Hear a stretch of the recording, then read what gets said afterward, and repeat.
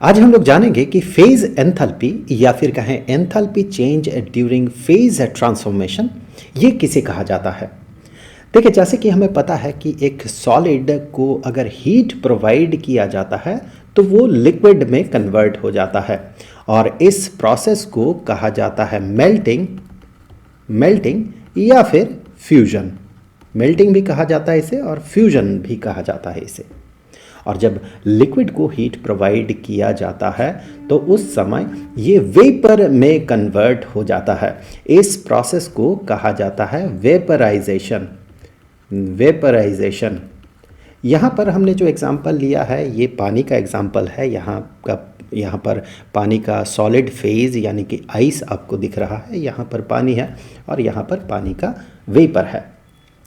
और इसी का जब रिवर्स प्रोसेस होता है, दैट मीन ये वेपर जब हीट को लूज करता है उस समय ये वापस पानी में लिक्विड फेज में कन्वर्ट हो जाता है। किसी भी तरह का वेपर जब हीट को लूज करता है, मोस्ट ऑफ द वेपर्स, तो वो लिक्विड में कन्वर्ट होता है। समटाइम्स वो डायरेक्टली सॉलिड में भी कन्वर्ट होता है, उसके बारे में हम आगे बात करेंगे। सो जब नॉर्मली वेपर हीट को लूज करता है उस समय ये लिक्विड में कन्वर्ट होता है और इस प्रोसेस को कहा जाता है कंडेंसेशन।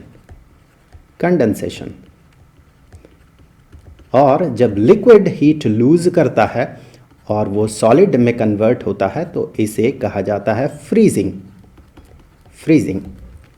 देखिए, अगर अप्लाइड प्रेशर अगर अलग अलग होता है तो मेल्टिंग के लिए टेम्परेचर ये अलग अलग होता है। अगर प्रेशर चेंज किया जाता है तो वेपराइजेशन भी अलग अलग टेम्परेचर में होता है। लेकिन अगर स्टैंडर्ड प्रेशर की हम बात करें, दैट मीन अगर मान ले कि इस पे जो प्रेशर अप्लाई हो रहा है, इस आइस पे जो प्रेशर अप्लाई हो रहा है, ये मान ले 1 बार का प्रेशर है। 1 बार यानी कि 10⁵ पास्कल। अगर ऐसा हो तो फिर आइस जो मेल्ट करता है ये 0 डिग्री सेल्सियस में मेल्ट करता है। अगर केल्विन में कहें तो 273.15 केल्विन, इस टेम्परेचर में ये मेल्ट करता है, पानी बनता है। और इसी टेम्परेचर में पानी फ्रीज करता है अगर ये हीट लूज करता है तो। इस दौरान मेल्टिंग के दौरान ये जो है ये हीट को अब्जॉर्ब करता है। ये हीट अब्जॉर्ब करता है। कितना हीट अब्जॉर्ब करता है? ये जो अब्जॉर्ब करता है इससे हीट का अमाउंट होता है 6.004 के आसपास, सो नियरली 6.00 इतना किलो जूल हर एक मोल के लिए। हर एक मोल पानी के लिए 6.00 किलो जूल इतना ये हीट अब्जॉर्ब करता है। हमें पता है कि कोई भी सिस्टम जब हीट को अब्जॉर्ब करता है तो उसका जो एंथैल्पी होता है वो इंक्रीज करता है, यानी कि एंथैल्पी चेंज जो होता है, एंथैल्पी चेंज पॉजिटिव होता है इस केस में। और इसका जब ठीक उल्टा होता है, यानी कि जब फ्रीजिंग होता है, इस दौरान पानी जो है हीट को लूज करता है। कितना हीट लूज करता है? एग्जैक्टली इतना ही अमाउंट में हीट को लूज करता है। यानी कि इस बार एंथैल्पी जो है एंथैल्पी डिक्रीज करता है, यानी कि चेंज इन एंथैल्पी नेगेटिव होता है। एग्जैक्टली इसी अमाउंट में नेगेटिव होता है एंथैल्पी 6.00 किलो जूल पर मोल। और ये जो डेटा आपको दिख रहा है, चेंज इन एंथैल्पी आपको दिख रहा है, इसी को कहा जाता है standard enthalpy. Standard enthalpy of fusion. Standard enthalpy of fusion. इसे रिप्रेजेंट कैसे किया जाता है? ये एक एंथैल्पी चेंज है, so delta for that change, enthalpy के लिए H। और चूंकि ये फ्यूजन के दौरान हो रहा है तो यहाँ पर सबस्क्रिप्ट में फ्यूजन लिखा जाता है, in short FUS for fusion. और यहाँ पर सुपरस्क्रिप्ट में, चूंकि ये स्टैंडर्ड के लिए है तो इसीलिए सुपरस्क्रिप्ट में यहाँ पर प्लिमसोल सिंबल लगाया जाता है। स्टैंडर्ड मतलब ये इंडिकेट कर रहा है कि यहाँ जो प्रेशर है, एक्सटर्नल प्रेशर जो है, ये 1 बार का प्रेशर है। सो इसीलिए यहाँ पर वही इंडिकेट करता है ये standard. So this is change in enthalpy. कब हो रहा है ये चेंज इन एंथैल्पी? फ्यूजन के दौरान ये चेंज इन एंथैल्पी हो रहा है।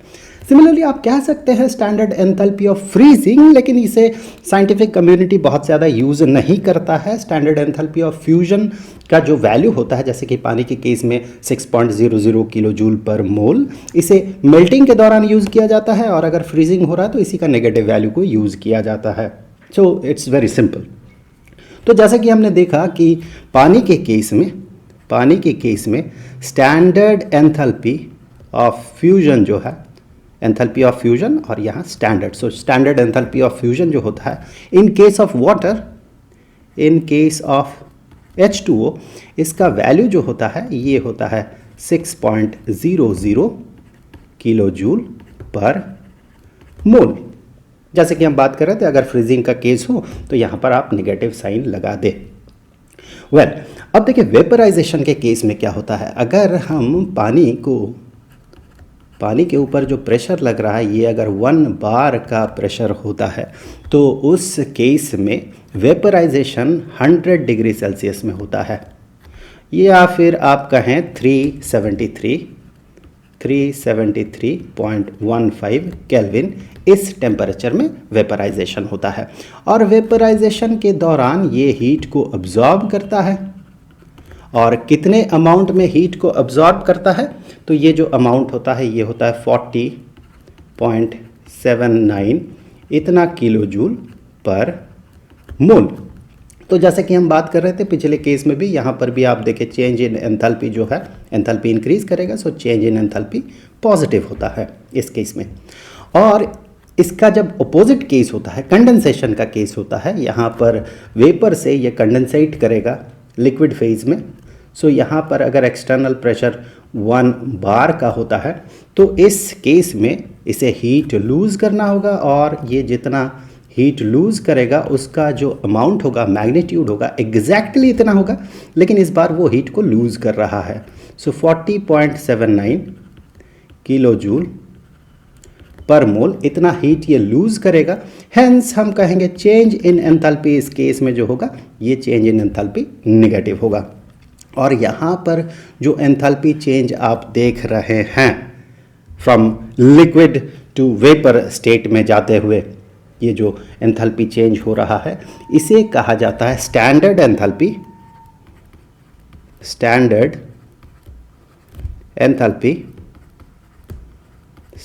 Enthalpy of vaporisation,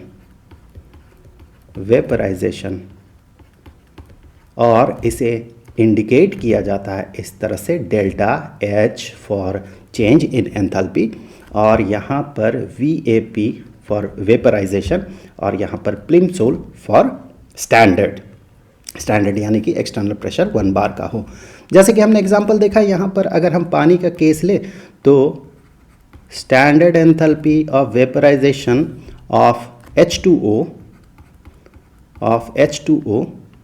that is equal to 40.79 kilo joule per mole. अब देखिए हमेशा जो है वेपर स्टेट से लिक्विड स्टेट में सब्सटेंस का फेज कन्वर्जन नहीं होता है, हमेशा नहीं होता है। कुछ कुछ केसेस में क्या होता है, वेपर से डायरेक्टली वो सॉलिड स्टेट में चला आता है, और सॉलिड स्टेट से डायरेक्टली वो वेपर स्टेट में आ जाता है, उसका लिक्विड फेज जो है वहाँ पर एग्जिस्ट नहीं करता है कुछ कुछ केसेस में। जैसे कि in case of dry ice, carbon dioxide, solidified carbon dioxide, ये डायरेक्टली सॉलिड से वेपर स्टेट में चला जाता है, और वेपर स्टेट से डायरेक्टली ये सॉलिड स्टेट में चला जाता है। एक और एग्जांपल है नैफ्थलीन का। नैफ्थलीन ये भी डायरेक्टली सॉलिड स्टेट से वेपर स्टेट में जाता है, और वेपर से डायरेक्टली सॉलिड स्टेट में आ जाता है। अब अगर कार्बन डाइऑक्साइड का केस हम कंसीडर करते हैं, या किसी का भी केस कंसीडर करें, ये जो कन्वर्जन है, ये जो फेज चेंज है फ्रॉम सॉलिड टू लिक्विड, इसे सब्लिमेशन कहा जाता है। This is called sublimation. और इस प्रोसेस को from vapour to solid directly conversion जो होता है, इसे डीसब्लिमेशन या डिपोजिशन कहा जाता है। डीसब्लिमेशन या फिर डिपोजिशन और डिपोजिशन। जैसे कि आप यहाँ पर अंदाज़ा लगा सकते हैं कि इस दौरान जो है डीसब्लिमेशन के दौरान जो है सॉलिड को हीट प्रोवाइड करना होगा। सो सॉलिड हीट को गेन करता है और वेपर स्टेट में कन्वर्ट होता है। इस केस में कार्बन डाइऑक्साइड का अगर केस हम कंसीडर करें तो यहाँ पर जो हीट ये अब्जॉर्ब करता है ये होता है 25.2 किलो जूल पर मोल, और ऑब्वियसली यहाँ पर डेल्टा एच यानी कि चेंज इन एंथैल्पी पॉजिटिव होता है। और ठीक इसी का उल्टा होता है डीसब्लिमेशन में। इस दौरान ये हीट को लूज करता है, ये हीट को लूज करता है from vapour state to solid state. Exactly इतने ही अमाउंट में ये हीट को लूज करता है, एग्जैक्टली सेम अमाउंट में। लेकिन ये चूंकि हीट को लूज करता है, जैसे कि इससे पहले भी हमने देखा, तो डेल्टा एच जो है इस केस में चेंज इन एंथैल्पी नेगेटिव होता है। और ये जो चेंज इन एंथैल्पी है, जैसे कि आप समझ ही रहे हैं, और ये जो डेटा हमने यहाँ पर यूज़ किया है, ऑब्वियसली यहाँ पर ये स्टैंडर्ड कंडीशन में था, दैट मीन 1 बार के एक्सटर्नल प्रेशर में ये था। तो इस केस में ये जो चेंज इन एंथैल्पी होता है इसे कहा जाता है स्टैंडर्ड एंथैल्पी ऑफ सब्लिमेशन, और इसे कुछ ऐसे रिप्रेजेंट किया जाता है delta H for change in enthalpy, और यहाँ पर सब लगाया जाता है फॉर सब्लिमेशन, और यहाँ पर प्लिमसोल साइन लगाया जाता है। तो इस एग्जाम्पल के हिसाब से in case of carbon dioxide, so standard enthalpy of sublimation in case of carbon dioxide, in case of CO2, that is equal to 25.2 kilojoule पर मोल।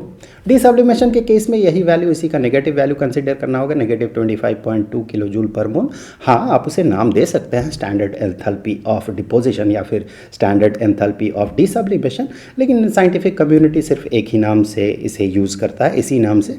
जब ज़रूरत पड़ता है उसे पॉजिटिव लिया जाता है इन केस ऑफ सब्लिमेशन, और जब ज़रूरत पड़ता है इन केस ऑफ डिपोजिशन और डिसब्लिमेशन उसे नेगेटिव कंसिडर किया जाता है।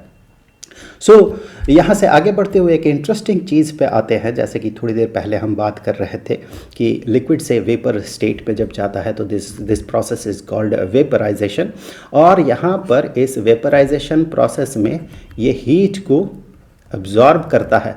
जितने अमाउंट में हीट को ये अब्जॉर्ब करता है, इसका चेंज इन एंथैल्पी एग्जैक्टली उसी अमाउंट में होता है।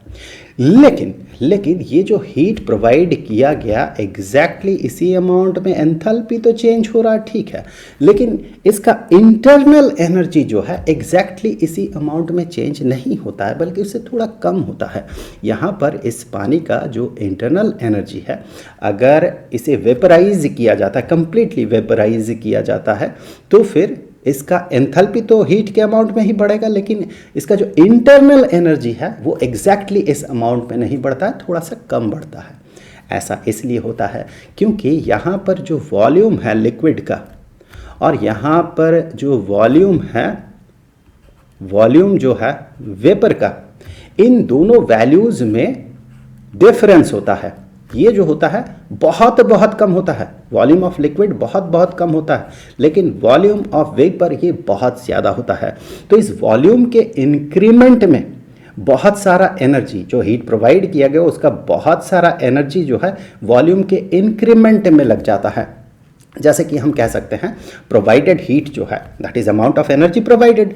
सो प्रोवाइडेड हीट जो है, जो हीट हमने प्रोवाइड किया, चलिए Q से डिनोट कर देते हैं प्रोवाइडेड हीट को, that heat provided is Q।